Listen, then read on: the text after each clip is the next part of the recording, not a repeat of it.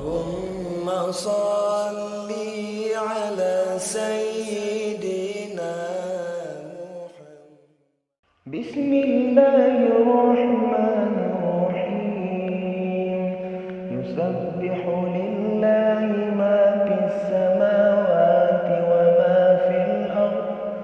وما في الأرض الملك القدوس العزيز الحكيم. هو الذي بعث في الأميين رسولا منهم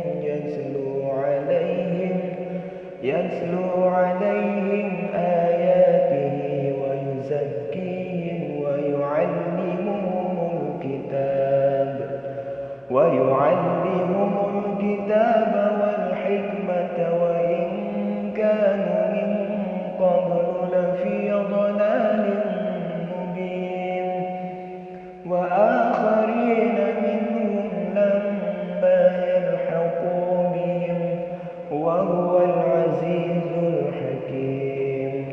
ذلك فضل الله يؤتيه من يشاء والله ذو الفضل العظيم. مثل الذين حملوا التوراة ثم لم يحملوها كمثل الحمار يحمل أسفارا. بئس مثل القوم الذين كذبوا بآيات الله والله لا يهدي القوم الظالمين. قل يا أيها الذين هادوا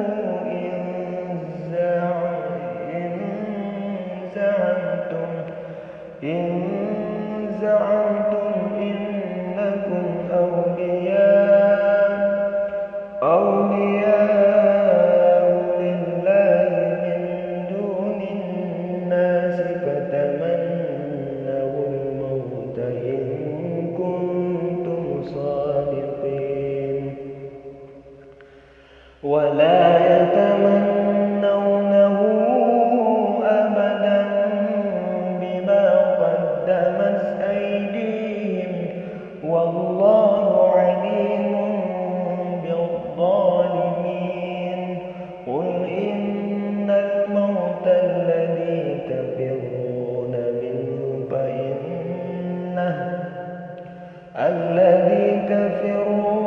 منه فإنه ملاقيكم ثم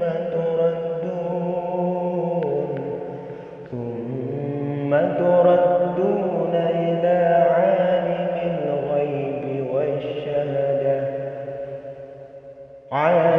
الغيب والشهادة فينبئكم بما كنتم تعملون. يا أيها الذين آمنوا إذا نودي للصلاة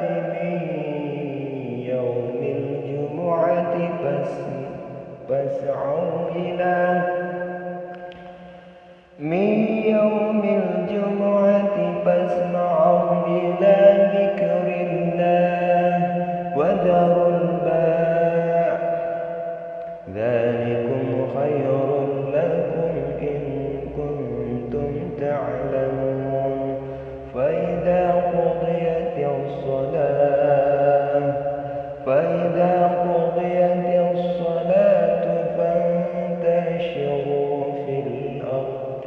فانتشروا في الأرض وابتغوا من فضل الله واذكروا الله. فإذا قضيت الصلاة فانتشروا في الأرض وابتغوا من فضل الله واذكروا الله كثيرا لعلكم تفلحون. فإذا رأوا تجارة أو لهوا انفضوا إليها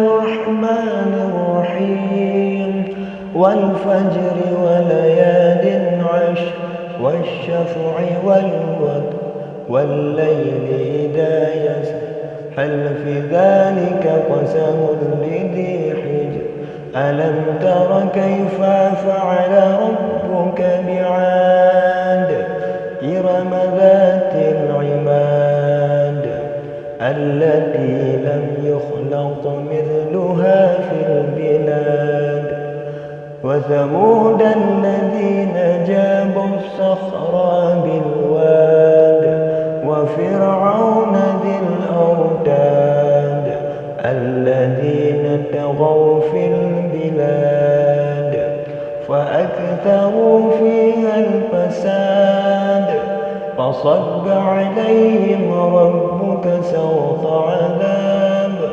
إن ربك لبالمرصاد فأما الإنسان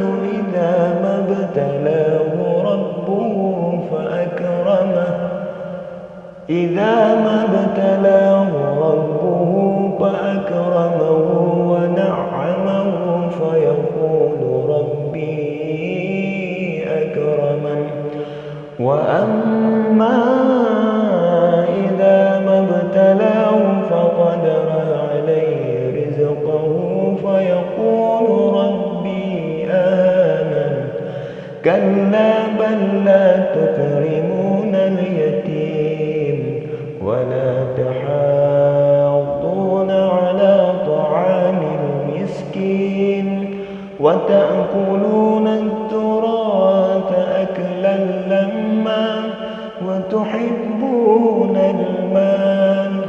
وتحبون المال حبا جما كلا إذا دكت الأرض دكا دكا وجاء ربك والملك صفا صفا وجيء يومئذ بجهنم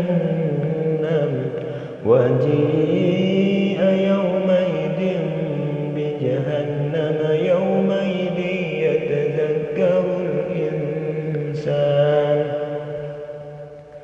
يتذكر الإنسان وأنى له الذكرى يقول يا ليتني قدمت لحياتي ويومئذ لا يعذب عذابه أحد ولا يوثق وثاقه أحد يا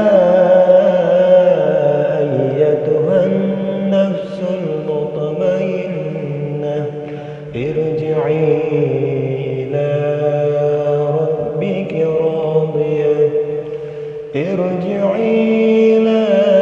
ربك راضية مرضية وادخلي في عبادي وادخلي جنتي صدق الله.